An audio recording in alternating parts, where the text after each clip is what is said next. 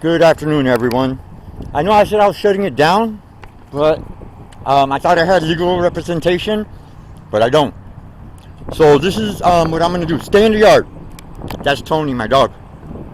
Reenactment of the arrest. Okay?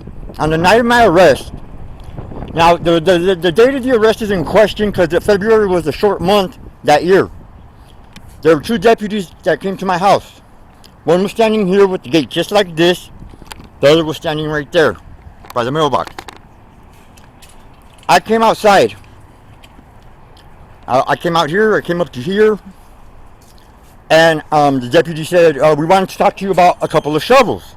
There were two shovels stuck in the dirt right there that belonged to me.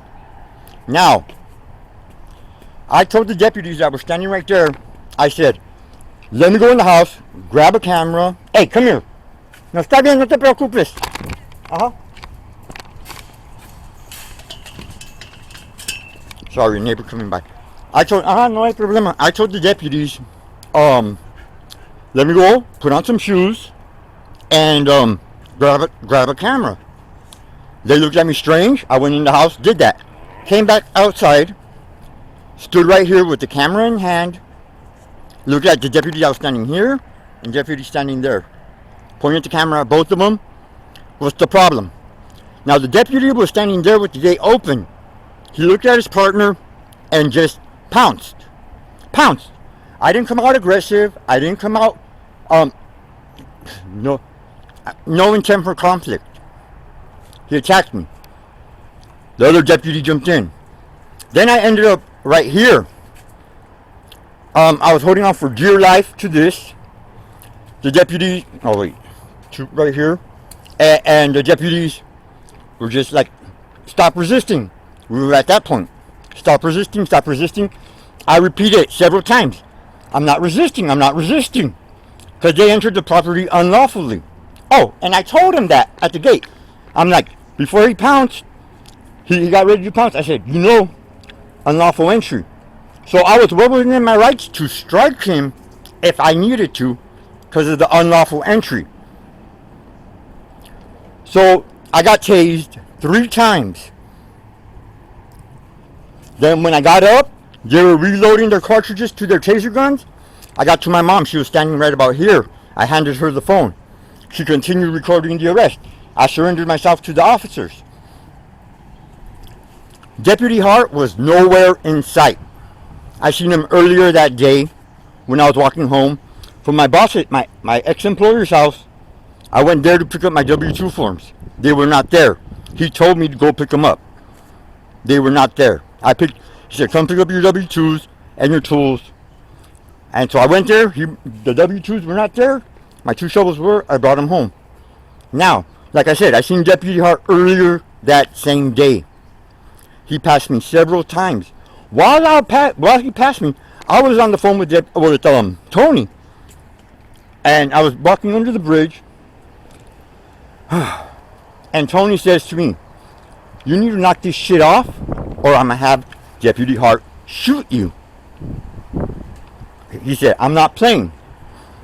I was like, yeah, right. I was like, shut the fuck up. And then 2 seconds later, I hear vroom. You know how they rev it to intimidate? He revved it.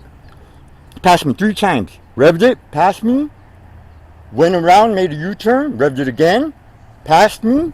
Then came up, made another U-turn, and revved it 3 times. He passed me. Okay? And it was Deputy Hart driving.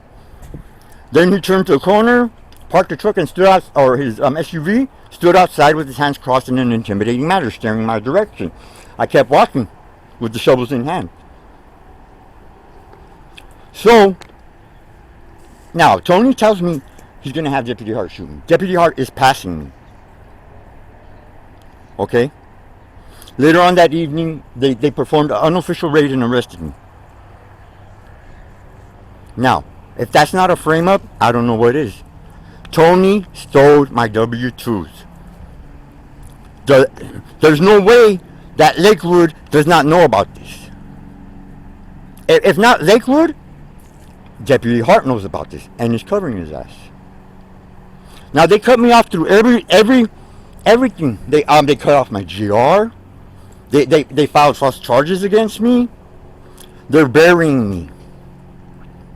Because Tony's an informant for Deputy Hart. I worked for that man, and he set me up. He set me up. Quite possibly along with my ex-girlfriend. That's... You know what?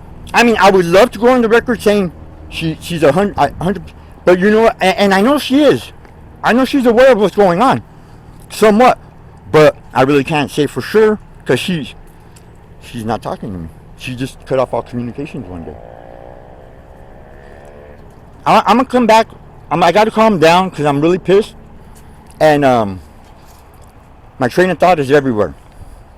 So I'm gonna start spilling the beans on the whole story. We'll see if the deputies come to my house today to try to stop me.